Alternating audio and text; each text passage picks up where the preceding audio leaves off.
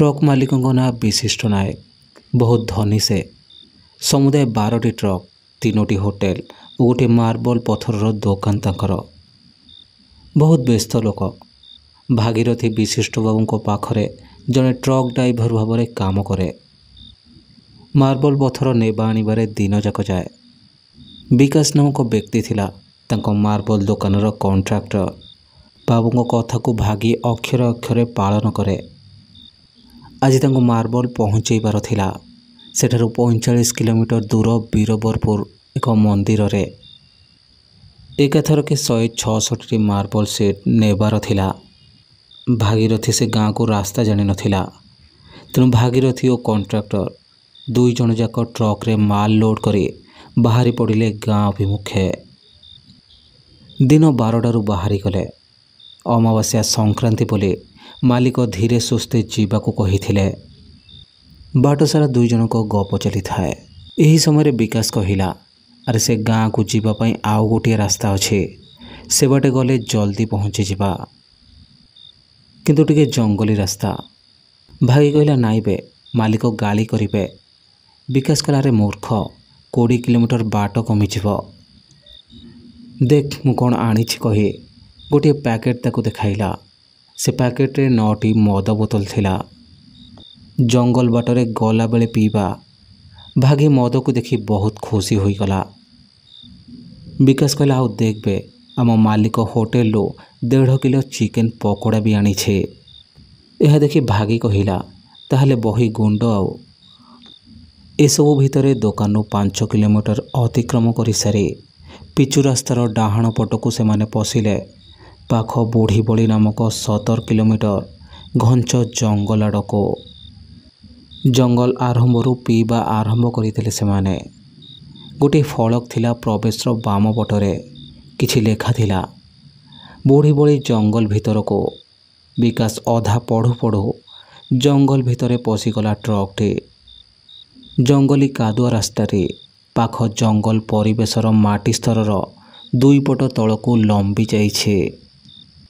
बड़ बड़ शाल गछ और अणओसारिया रास्ता। बेले बेले रास्ता कड़र गछर डाल गुड़िक पिटी होउथाए गाड़ी देहरे। गाड़ी भितरे चिकेन चाखणा चोबीबार चाकू चाकू शब्द एवं कुमार सानू को पुराना हिंदी गीतर ध्वनि शुभुथाए। प्राय 5 किलोमीटर अतिक्रम कला परे आगरे रास्ता कड़ बाम पटरे देखागला एक अत्यंत मोटा अस्वस्थ गछ। मोटा गंडी उपरे मोटा चर्म गुड़ाक ऋषि जटा परी मोड़ी होई अछि माटी पर्यंत। केउ पवित्र गछटिए परी अनेक लाल सूता गुड़ा होइछि ता मोटा गंडी रे। सेही वृक्षर गंडी भितर दे नीम और पलाश वृक्ष 3टी मध्य उठिछि उपरको। सभा तले चेर मानकु सहारा देउथिबा सिंदूर लागी किछि अंडाकृति पत्थर मान मध्य अछि। रास्ता पटको मुह करे अस्पष्ट ठाकुरंक परे थिबा एक बड़ चतुर्भुजाकार पत्थर अच्छे। मोटा चेर मानक सहारा नहीं। गछर चारिपटे 1 फुट उच्चार पत्थर तैयारी भग्न प्राचीर। किछि स्थान रे मंदार कनियार और टगर फूल और उखुड़ा किछि पड़ीछे भोग लागी होइथिला परे। दूररू देखि निशाक्त विकास कहिला, हे भागीरथी सुन, से अस्वस्थ गछ पाखरे गाड़ी रक्त। गाड़ी सेठी पहुँचीबा परे गाड़ी रखिला भागीरथी।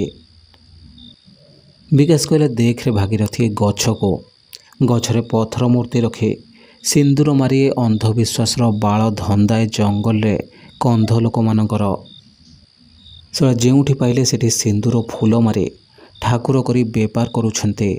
तू था मु जाए टिके हालका होई आसे। गाड़ी रे ओह्लाई मद बोतल टी आनी पत्थर प्राचीर को डेई गछ पाखक जाई भल से सबुआड़े देखिला।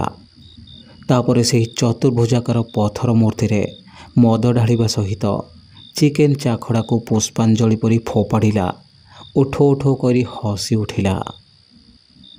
तापरे मद बोतल को सेठी पत्थर को मारिला और सेठी ठिया होई परिस्रा कला। तापरे आसी पुणी गाड़ी रे बसी पड़िला। से एबे आगो को प्राय अध घंटा जाइछन्ते से माने। पाग हठात खराब होई वर्षा हेबा आरंभ होई गला। 9 କିଲୋମିଟର ଜଙ୍ଗଲ ପାର ହୋଇଛନ୍ତି ସେମାନେ। ଜୋରରେ ପବନ ଓ ବର୍ଷା ହେଲା। ଆଗ ଗଛରେ ବର୍ଷା ବିନ୍ଦୁ ଗୁଡ଼ିକ ଗୁଳି ପଡ଼ିଲା ପରି ଶବ୍ଦ ହୋଇ ବାଜୁଥାଏ। ଏହି ସମୟରେ ହଠାତ୍ ଗୋଟିଏ ଝଙ୍କାଳିଆ ଉଚ୍ଚ ଶାଳ ଗଛଟିଏ ଗାଡ଼ିଠାରୁ ପ୍ରାୟ 100 କିଲୋମିଟର ଆଗରେ ଉପୁଡ଼ି ପଡ଼ିଲା ରାସ୍ତା ଉପରକୁ। ଭାଗି ଗଛର ମଡ଼ମଡ଼ ଶବ୍ଦ ଶୁଣି ଆଗକୁ ଦେଖିଲା ଓ ଗାଡ଼ିକୁ ଜୋରରେ ବ୍ରେକ୍ ଲଗାଇଲା। ବର୍ଷା ଓ ପବନ ବହୁତ ଜୋରରେ ହେଉଛି। କଳା ବାଦଲମାନଙ୍କ ଯୋଗୁଁ ପରିବେଶଟି ସନ୍ଧ୍ୟା ପରି ମିଞ୍ଜି ମିଞ୍ଜି ଅନ୍ଧାର ଦେଖାଯାଉଛି। ଗାଡ଼ିରୁ ଏମିତିଆ ଜଙ୍ଗଲରେ ଓହ୍ଲାଇବା ଠିକ୍ ନୁହେଁ। ରାଗରେ ଭାଗୀରଥି କହିଲା, ହେତ୍ ବାଳ, ଏସଳା ବର୍ଷା ପବନ, ଏପଟେ ଗଛଟିକୁ ବି ଏଇନା ଗଳିବାର ଥିଲା। ଏପଟେ ଆସିକି ଭୁଲ ହୋଇଗଲା ବେ। ବିକାଶ ଏହି ସମୟରେ କହିଲା, ଗାଡ଼ି କାହିଁକି ଏଠି ରୋକିଲୁ ବେ? ଭାଗି କହିଲା, ବେ ତୋତେ ନିଶା ଚଢ଼ିଗଲାଣି। ସେତିକି ବି ଯାଇକି ଆଗକୁ ଦେଖ, ସେ ଗଛର ବାମ କିମ୍ବା ଡାହାଣ ପଟେ ଯାଇ ହେବ କି ନାହିଁ। ବିକାଶ ହେଲା, ହଁ ନା, ମାତ୍ର 3ଟା ପିଇଛି। ତୁ ଭାବିଛୁ ମୁଁ ବୋକା? ତୁ ଆଉ 6ଟା ଯାକ ବୋତଲ ଖାଲି କରିବୁ, ତୁ ଯା। ଭାଗି ଚିଡ଼ି ଯାଇ କହିଲା, ଶୁଣ, ମୋତେ ତୁ ଆଣିଛୁ, ଏସବୁ ଯାହା ହେଲା ତୋ ପାଇଁ। ଯାହା କହିଲି ପରା, ଏଠି ଏମିତି ବସିବା ନା ଗାଡ଼ି ବୁଲାଇ ପଛକୁ ଯିବା। ସହଜେ ସନ୍ଧ୍ୟା ଭଳି ହୋଇଗଲାଣି। ମେଘ ଘୋଟିକି ଅନ୍ଧାର ହେଲାଣି। ଭାଗୀରଥି କଥାକୁ ମାନି ବିକାଶ ଏବେ ବାମ ହାତରେ ଛତାକୁ ସମ୍ଭାଳି ଓ ଆର ହାତରେ ଚିକେନ ପକୋଡ଼ା କିଛି ନେଇ ଓହ୍ଲାଇ ଚାଲି ଚାଲି ଆଗକୁ ଗଲା ଓ ପହଞ୍ଚିଲା ସେହି ଗଳି ପଡ଼ିଥିବା ଗଛ ପାଖରେ। ହଠାତ୍ ବିଜୁଳିଟିଏ ମାରି ଟ୍ରକ୍ର ପଛ ଭାଗରୁ ଦୁମ୍ କରି ଏକ ଓଜନଦାର ଶବ୍ଦ ଶୁଭିଲା। ପୁରା ଟ୍ରକ୍ଟି ଦୋହରିଗଲା ସେ କମ୍ପନରେ। 2 ଜଣ ଚମକି ପଡ଼ିଲେ। ବିକାଶ ଚମକି ପଡ଼ି ବୁଲି ଦେଖିଲା ବେଳକୁ ଆଗ ଇଞ୍ଜିନ୍ଟି ଉପରକୁ ଉଠିଗଲା।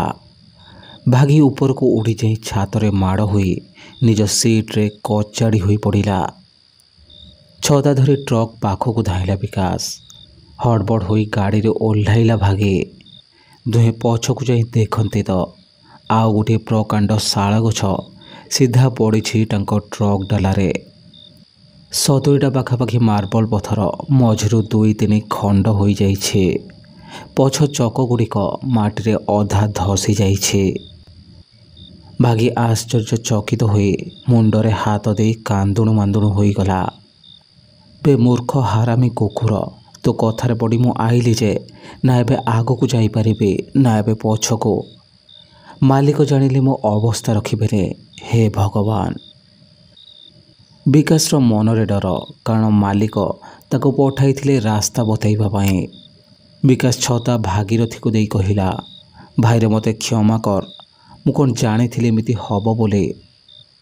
ରହ, ଅନ୍ଧାର ହେଲାଣି, ମୁଁ ଗାଡ଼ିରୁ ଟର୍ଚ୍ଚ ଆଣେ। ସେ ଗାଡ଼ି ଭିତରୁ ଟର୍ଚ୍ଚ ଆଣିବା ସମୟରେ ଭାଗୀରଥି ଏବେ ଆଗରେ ପଡ଼ିଥିବା ଗଛ ଉପରେ ଗୋଟିଏ ମଣିଷ ଆକୃତି ଦେଖିଲା। ସେ ଆକୃତି ସତେ ଯେମିତି ତାକୁ ତା ପାଖକୁ ପାଖକୁ ଡାକୁଛି। ହଠାତ୍ କାନ୍ଦ ବନ୍ଦ କରି ସେ ଚାଲିଲା ସେହି ଆକୃତି ପାଖକୁ, ଛତାଟି ଡାହାଣ ହାତରେ ଧରି। ବିକାଶ ସେପଟେ ଡ୍ରାଇଭର କ୍ୟାବିନ୍ ଭିତରେ ଟର୍ଚ୍ଚ ଖୋଜୁଥାଏ। ପାଇଗଲା ପରେ ଶୀଘ୍ର ଓହ୍ଲାଇ ଟ୍ରକ୍ର ବାମ ପଟେ ଆସି ପହଞ୍ଚିଲା ଟ୍ରକ୍ ପଛପଟେ। ଆରେ ଭାଗିଟା କୁଆଡ଼େ ଗଲା? ହଠାତ୍ ଟ୍ରକ୍ର ଆଗରୁ ଭାଗିର କାନ୍ଦ ଶୁଭିଲା। ବିକାଶ ଚିନ୍ତିତ ହୋଇ ଏବେ ଭାଗିର କାନ୍ଦ ଶବ୍ଦ ଟ୍ରକ୍ ଆଗରୁ ଶୁଣି ଆଗକୁ ଯାଇ ଦେଖିଲା। ଆଗକୁ ଯାଇ ଯାହା ଦେଖିଲା ତା ପାଦ ତଳୁ ମାଟି ଖସିଗଲା। ଭାଗି ନିଜ ଗୋଡ଼ ଦ୍ୱୟ ଉପରକୁ ଟେକି ହାତରେ ଚାଲୁଥିଲା ପଡ଼ିଥିବା ସେ ଶାଳ ଗଣ୍ଡି ଉପରେ। ଓଲଟା ହୋଇ ଟ୍ରକ୍କୁ ଚାହିଁ କାନ୍ଦୁଛି ସେ। ବିକାଶ ଦେଖିଲା ଭାଗୀରଥି ଆଖିରୁ ଓ ପାଟିରୁ ରକ୍ତ ବାହାରି ମଥାରେ ବୋହି ତଳେ ପଡ଼ୁଛି। ଛତାଟି ପଡ଼ି ତଳେ ଓଲଟା ହୋଇଯାଇଛି। ବିକାଶ ଧୀରେ ଧୀରେ ନିଜ ମୁଣ୍ଡ ନୁଆଁଇ ଭାଗିର ମୁହଁକୁ ଦେଖିଲା ବେଳକୁ ଚମକି ପଡ଼ିଲା, କାରଣ ଭାଗିର ମୁହଁରେ ଥିଲା ଏକ ବିକଟାଳ ହସ। କିନ୍ତୁ କାନ୍ଦ ଶବ୍ଦ ଶୁଭୁଥିଲା ତା ମୁହଁରୁ। ତା ମୁହଁରେ ଥିବା ଏପରି ଭୟାନକ ହସ ଦେଖି ବିକାଶର ଲୋମମୂଳ ଟାଙ୍କୁରି ଉଠିଲା। ହୃଦୟର ସ୍ପନ୍ଦନ ବଢ଼ିଗଲା। ହାତରୁ ଟର୍ଚ୍ଚଟି ଖସି ପଡ଼ିଲା। ବିକାଶ ଭୟରେ ଟ୍ରକ୍ ଭିତରେ ପଶିଗଲା ଏବଂ ସବୁଆଡ଼ୁ ନିବୁଜ କରିଥିଲା। ଗାଡ଼ି ଚାଲୁ କରି ହେଡ଼ଲାଇଟ୍ରେ ଦେଖିଲା ଭାଗୀରଥୀ ପଛପଟୁ ଲମ୍ବା ନଖ, ତୀକ୍ଷ୍ଣ ପାଉଁଶିଆ ନଗ୍ନ ଶରୀର, ମୁକୁଳା ଧଳା କେଶ, କଳା ଆଖି, ଓଠ ଦୁଇପଟୁ ଚିରି ହୋଇ ଲମ୍ବା ଲମ୍ବା ଦାନ୍ତ ସହ ଭୟଙ୍କର ଦେଖାଯାଉଥିବା ବୁଢ଼ୀଟିଏ ଧାଇଁ ଆସିଲା। ବିକାଶର ମନେ ପଡ଼ିଗଲା ଜଙ୍ଗଲ ଭିତରକୁ ପ୍ରବେଶ କରୁ କରୁ ବାମ ପାର୍ଶ୍ୱରେ ସେ ଫଳକରେ ଲେଖାଯାଇଥିଲା, ବୁଢ଼ୀ ବୁଢ଼ୀ ଜଙ୍ଗଲକୁ ରାତିରେ ପ୍ରବେଶ ନିଷେଧ।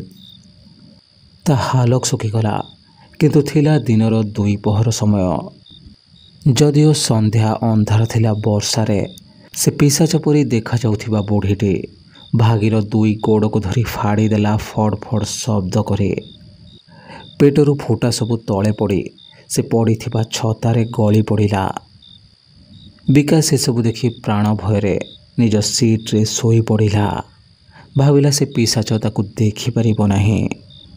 ମୁଣ୍ଡ ଟିକେ ଉପରକୁ କରି ବିକାଶ ଦେଖିଲା ସେ ପିଶାଚଟି ଭାଗୀର ଅଙ୍ଗ ପ୍ରତ୍ୟଙ୍ଗକୁ ଚିରି ଫାଡ଼ି ଖାଉଛି। ହଠାତ୍ ପିଶାଚଟି ଟ୍ରକ୍ର ହେଡ଼ଲାଇଟ୍ ଆଡ଼କୁ ଚାହିଁଲା। ତତ୍କ୍ଷଣାତ୍ ବିକାଶ ପୁନର୍ବାର ଶୋଇଲା ବେଳକୁ ଭୁଲରେ ହର୍ଣ୍ଣ ବଜାଇ ଦେଲା। ନିଜ ଭୁଲ ପାଇଁ ନିଜ ଉପରେ ରାଗୁଥିଲା ସେ। ଏହି କ'ଣ କରିଦେଲୁ ରେ ତୁ? ତା ଦେହ ସାରା ଗମ ଗମ ଝାଳ। ବୁଢ଼ୀ ପିଶାଚିନୀ ହର୍ଣ୍ଣର ଶବ୍ଦ ଶୁଣି ଭାଗୀରଥୀର ଗୋଟିଏ ଖଣ୍ଡ ଗୋଡ଼ ଧରି ଧାଇଁଲା ଟ୍ରକ୍ ଉପରକୁ ଓ ଚଢ଼ିଗଲା ଇଞ୍ଜିନ୍ ଉପରେ। ବଡ଼ ବଡ଼ କଳା ଆଖି ଦେଖାଇ ନିଜର ଲମ୍ବା ଜିଭ ଦ୍ୱାରା ଗାଡ଼ିର କାଚକୁ ଚାଟି ଓ ବିକାଶକୁ ଦେଖି ନିଜ ଦାନ୍ତ ସମୂହ ଦେଖାଇଲା ସେ। ବିକାଶ ଭୟରେ ହାତ ଯୋଡ଼ି କାନ୍ଦି ପକାଇଲା। ହେ ପ୍ରଭୁ, ବଞ୍ଚାଇ ଦିଅ, ଏ ଛାଡ଼ିଦେ, ଆଉ କେବେ ବି ଏ ବାଟେ ଆସିବିନି, ମୋତେ ଛାଡ଼ିଦେ। ପିଶାଚିନୀ ନିଜ ହାତରେ ଧରିଥିବା ଭାଗୀରଥୀର ଗୋଡ଼ ଦ୍ୱାରା ଗାଡ଼ି ଆଗ କାଚକୁ ପିଟି ପିଟି ଭାଙ୍ଗିବାକୁ ଲାଗିଲା। କାଚ ଉପରେ ହେଉଥିବା ପ୍ରତିଟି ମାଡ଼ ଶବ୍ଦରେ ବିକାଶ ଛୋଟ ପିଲାଙ୍କ ପରି ଚିତ୍କାର କରୁଥାଏ। କାଚଟି ଭାଙ୍ଗିଗଲା। କାଚ ଖଣ୍ଡଗୁଡ଼ିକ ବିକାଶ ଉପରେ ପଡ଼ିଲା। ବିକାଶ ଲୁଚିବାକୁ ଚେଷ୍ଟା କରୁଥିଲା ସିଟ୍ ତଳକୁ ଖସିଯାଇ। ବୁଢ଼ୀ ପିଶାଚିନୀ ବିକାଶର କେଶ ଧରି ମୁଣ୍ଡକୁ ଗଣ୍ଡିରୁ ଛିଡ଼ାଇ ଆଣିଲା। ମୁଣ୍ଡ ସହ ସୁଷୁମ୍ନା କାଣ୍ଡ ଏବଂ ବେକର ମାଂସପେଶୀ ଛିଡ଼ି ଆସି ଟପ୍ ଟପ୍ ରକ୍ତ ବାହାରୁଥାଏ। ଭୟ ଯୋଗୁଁ ପାଟି ଖୋଲା ହୋଇ ବିକାଶର ଆଖି ଉପରକୁ ହୋଇ ଧଳା ହୋଇଯାଇଥିଲା। ରକ୍ତକୁ ଶୋଷାଡ଼ି ମୁଣ୍ଡକୁ ଫୋପାଡ଼ି ଦେଲା ରାସ୍ତା ଉପରକୁ। ଗଣ୍ଡିଟିକୁ ନେଇ ଧାଇଁଲା ଘଞ୍ଚ ଜଙ୍ଗଲ ଭିତରକୁ। ବର୍ଷା ଅଳ୍ପ, କିନ୍ତୁ ପବନ ଅତି ତୀବ୍ର ଥାଏ। ଆଉ ଗୋଟିଏ ବିରାଟ ଗଛ ଗଳି ପଡ଼ିଲା ଟ୍ରକ୍ର ଅଗ୍ରଭାଗ ଉପରେ। ଟ୍ରକ୍ର ଉପରି ଭାଗ ଓ ଆଗ ଇଞ୍ଜିନ୍ ନଷ୍ଟଭଷ୍ଟ ହୋଇଗଲା। ଦୁହିଁଙ୍କ ଫୋନ୍ ସୁଇଚ୍ ଅଫ୍ ଯୋଗୁଁ ବିଶିଷ୍ଟ ବାବୁ ଭାଗୀରଥୀ ଓ ବିକାଶର ପରିବାର ଲୋକ ପୋଲିସ ସହିତ ସେ ଜଙ୍ଗଲରେ ଟ୍ରକ୍ ଏବଂ ସେ 2 ଜଣଙ୍କ ମୃତଦେହ ଠାବ କଲେ ଓ ପୋଷ୍ଟମର୍ଟମ ପାଇଁ ନେଇଗଲେ। ଭାଗୀରଥୀର ଗୋଡ଼, ହାତ ଏବଂ ମୁଣ୍ଡ ଓ ବିକାଶର କେବଳ ମୁଣ୍ଡ ପଡ଼ିଥିଲା। କିଛି ଆଞ୍ଚଳିକ ଲୋକଙ୍କ କହିବା ଅନୁସାରେ ଅମାବାସ୍ୟା ସଂକ୍ରାନ୍ତିରେ ପୁଣି ରାତିରେ ଏ ଜଙ୍ଗଲ ହେଉଛି ମା' ବୁଢ଼ୀ ଦେଇର ବଳିଭୋଗ ସମୟ। ଭୁଲ ସମୟରେ ସେମାନେ ଆସିଲେ ଆଉ ମଲେ। ବିଶିଷ୍ଟ ବାବୁ କହିଲେ, ଛେ, ମୁଁ ପଠାଇଛି ବିକାଶକୁ ଆଉ ଗୋଟିଏ ରାସ୍ତାରେ ଯିବାକୁ। ଏମାନେ ଏ ବାଟେ କାହିଁକି ଗଲେ? ମଦ ଓ ଚିକେନ ଚାଖଣା ଦେଖି ଜଣେ କନେଷ୍ଟବଳ କହିଲା, ଏ ଦେଖୁନ, ମଦ ପିଇବା ପାଇଁ ଏ ବାଟରେ ଯାଉଥିବେ। ତେବେ ଆଞ୍ଚଳିକ ଲୋକଙ୍କ କଥାରୁ ବୁଢ଼ୀ ଦେଇ ଦେବୀଙ୍କ ବଳିଭୋଗ କଥା ସେତେଟା ସତ ଲାଗୁନି। କିନ୍ତୁ ସେ ଦୁହିଁଙ୍କ ଭୟାନକ ମୃତ୍ୟୁ ଆଜି ପର୍ଯ୍ୟନ୍ତ ଏକ ରହସ୍ୟ ହୋଇ ରହିଛି।